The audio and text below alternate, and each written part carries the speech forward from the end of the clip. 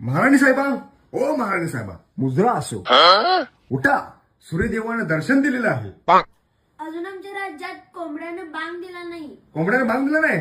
उठा, नाही तर तुम्हाला फटके देईन. प्रधानजी यांना शिक्षा द्या आणि चपकाची फटके द्या.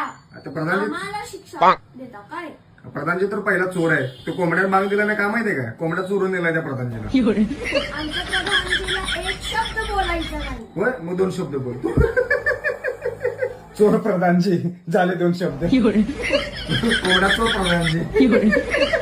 नाही दादा, ते घड्याळ घालून झोपलं तर बघायचं तर तर अलार्म तर लावायचा. आमचा घड्याळ बंद आहे.